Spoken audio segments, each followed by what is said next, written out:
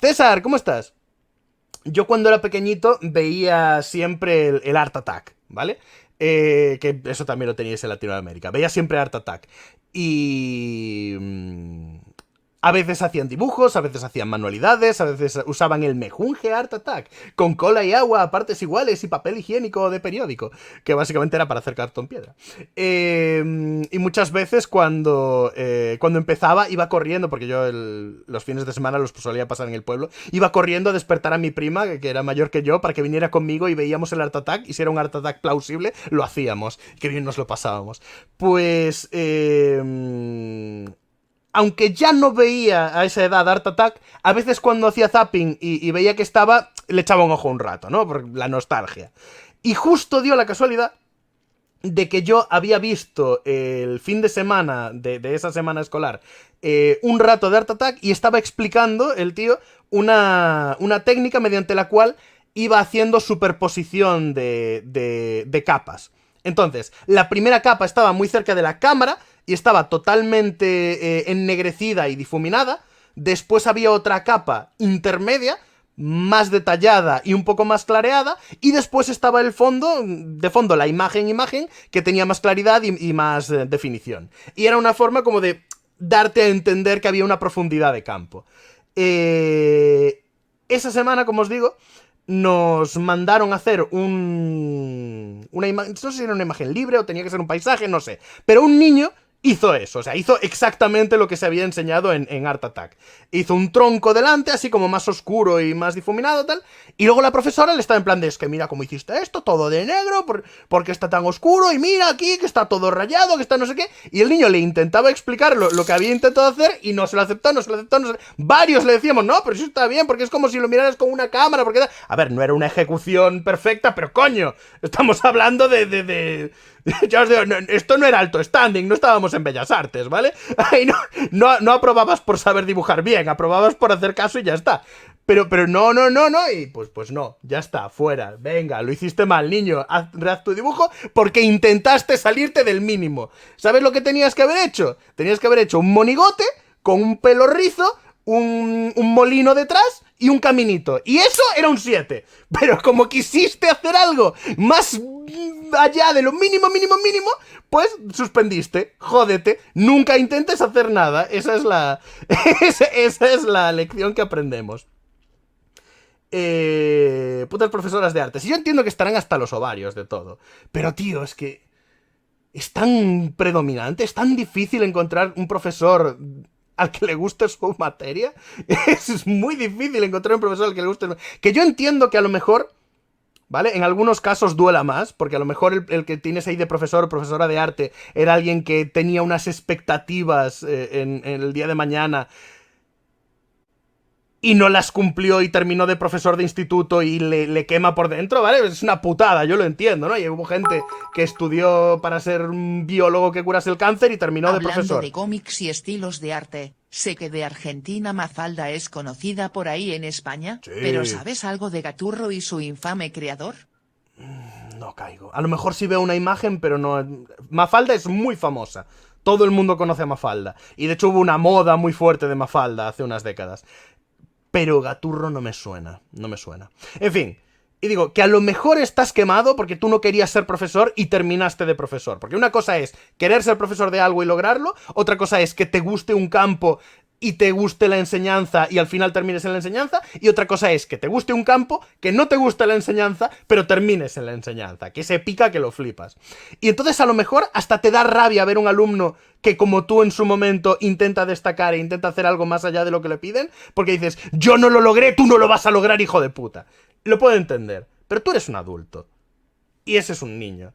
No, no puedes querer vengarte de un niño que no le ha hecho nada a nadie nunca, solo porque no tiene talento para dibujar o solo porque sí tiene talento para dibujar, y terminar creando una clase de arte en la que lo único que importa es una aplicación cuadriculada de lo que en realidad son extrapolaciones a arte real, es absurdo. Porque claro, tú ves el arte real y del arte real puedes sacar hay distintas formas de hacer las cosas. Cuando se marcan mucho estas diferencias entre claros muy claros y sombras muy profundas, lo llamamos claroscuro. Pero luego hay un gradiente de claroscuros. Y luego hay otras obras en las que hay un claroscuro en una parte técnicamente, pero en el resto ya no, y entonces ya no es un claroscuro. Ya es solo una aplicación de...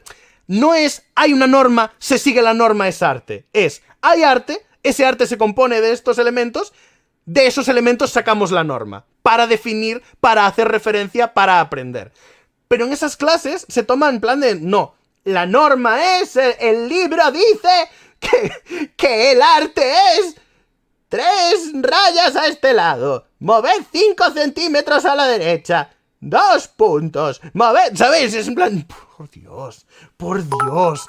Después escuchas estas historias, de escuchar estas historias me di cuenta que mi Rangu profesor... sufrió en la escuela el equivalente del episodio de Phineas y Ferb en el reformatorio, y de esta charla me acordé del famoso dibujo de Sasuke todo deforme. Se me encanta, adoro ese dibujo. Me doy cuenta de que mi profesor de arte fue un sol. Sí, a ver, si hay suerte, hay suerte. Pero, uff. Hablando Fénix, de ¿qué profes tal? así, yo tenía un profe de artes cuyos deberes eran copiar milimétricamente obras famosas de la historia, y si no te salía perfecto, tenías un 6 directo. Todos lo odiaban. Es que, a ver, cuando tú estás aprendiendo arte, una de las partes importantes del proceso es la técnica. Tienes que adquirir técnicas preexistentes para poder usarlas o poder inventar otras nuevas. Yo nunca jamás de los jamases habría podido hacer esta idea de romper una mina y picarla para hacerla polvo y luego hacer círculos con ella para ganar volumen y evitar cualquier clase de marca del lápiz si no hubiese experimentado montones de veces en años anteriores con otros elementos. Yo ya había aprendido a hacer sombreados poniendo de lado el lápiz. Y al aprender eso, también había aprendido a difuminarlo después. Y tras aprender a difuminar, se me ocurrió un día afilar la mina directamente con una tijerita para tener polvo y usar directamente el polvo en vez de haber hecho eso así. Entonces, es cierto que tú necesitas poder imitar diversas técnicas con diversos materiales para en el día de mañana poder expresarte tú como quieras y crear, plasmar lo que de verdad quieres. Hay dos formas, la de aprender técnicas materiales y tal, y luego la de poner prompts y decir, difuminado, colores, enter. En el futuro esa será la que tengamos todos. Entonces yo entiendo que se le dé importancia a ser capaz de imitar espacios, ser capaz de imitar técnicas, ser capaz de imitar colores, vale. Pero no es lo único. Ni es lo más importante de todo, ni puedes decir, si no eres capaz de pintar como un renacentista de estos que desde que tenían 6 años los estaban criando para pintar así, tienes un 6, porque eso ya es de pijotero. Eso ya es de pijotero asqueroso. Lo más importante es no querer dominar el mundo después de que te rechacen la primera vez en la escuela de arte. Joder, macho, el daño que han hecho los profesores de arte al mundo, ¿eh? Recuerdo haber visto hace unos años un vídeo de un artista que comentaba lo mal que lo pasó para intentar entrar en una escuela de arte hasta que se dio cuenta de que en realidad no le iba a aportar una mierda. Porque el tío tenía su propia técnica. Mi estilo es así, no, pero tenía su propia técnica más suya, pero luego también podía dibujar en otros estilos, sobre todo óleos y tal. Se le daba bien el realismo, podía llegar a hacer incluso fotorrealismo, tenía algunos cuadros que hacías, hostia, nada mal. Que el fotorrealismo es un flex de técnica. Pues el fotorrealismo es un flex de técnica, ¿vale? Porque el fotorrealismo es técnica pura. Puedes expresar, al decidir qué vas a representar, es donde estás haciendo el arte. Pero la ejecución tiene que ser muy precisa para hacer fotorrealismo. Entonces él podía hacer fotorrealismo, enseñó su fotorrealismo, lo rechazaron de la escuela y le dijeron que es que el realismo estaba muerto, porque existen las cámaras de fotos, así que nada de realismo, expresionismo o impresionismo de algún tipo. Empezó a mostrarles cosas así y le decían, no me estás contando nada, no tiene ningún valor, necesitamos que nos digas algo con esto, no vale solo que sea bonito.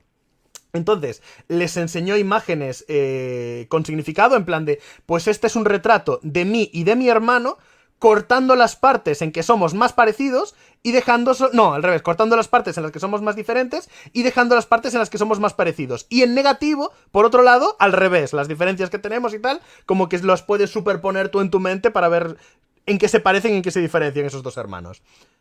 No, porque es muy bonito. Decía, hazlo más feo, tiene que ser más crudo. O sea, al final, cuando finalmente se estaba acercando a lo que le pedían, eran dibujos feos, cutres, que estaba haciendo sin ganas, que no decían nada, pero parecía que querían decir algo, ¿vale? Que eran pretenciosos, y ahí era cuando finalmente le decían que se estaba acercando. Y el tío dijo, ¿para qué?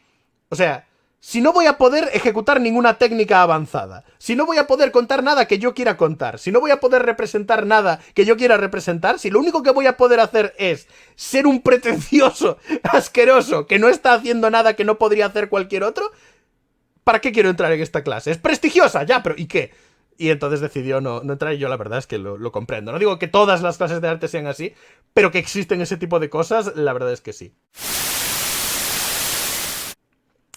Rango, ¿tú qué opinas de calcar? ¿Tú calcas? ¿Tiene menos valor un dibujo calcado? Calcar es una técnica más que puedes aplicar. Si tú... Hay que dejar claro siempre el tema del uso que se le va a dar. Si tú eres un artista al que han pagado para crear una imagen, yo que sé, un anuncio para una empresa, o eres un autor de cómic, o eres lo que sea, y pillas otra imagen de otra persona y la repasas por encima sin más y la haces pasar totalmente por tuya, coño, eso es cara dura.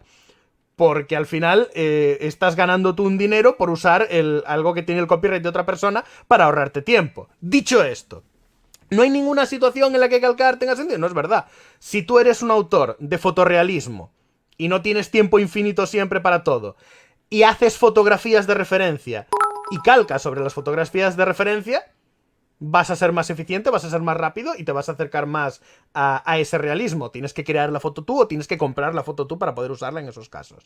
Si eres alguien que se dedica a entintar, por ejemplo, porque el entintado es una parte importante del dibujo de cómic sobre todo, pero de muchas otras cosas, y en ocasiones, como en el sistema norteamericano de Marvel, de DC, etcétera, hay un entintador. Es muy raro que el dibujante de lápiz sea también el que entinta su obra, salvo que sea algo indie. Así que si tú quieres practicar tu entintado o quieres dedicarte al entintado, tiene todo el sentido del mundo que te pases todo el día calcando. Para entrenarte, porque entintar es calcar el dibujo de abajo, intentando darle algo de volumen, intentando darle algo de textura, intentando interpretar sombras, volúmenes, etc. Pero al final es calcar. Entonces hay gente que dice, cualquier clase de calcado no sirve para nada. No te va a enseñar a hacer nada, ni lo vas a poder usar nunca en nada, y no es cierto. Sí que es verdad que si tú ves un dibujo de Sonic que te gusta y dices, lo pasas por encima y dices, este es mi OC, y entonces empiezas a decir, lo hice yo, lo hice de cero, sin mirar, y lo entité directamente sin hacer lápiz por debajo.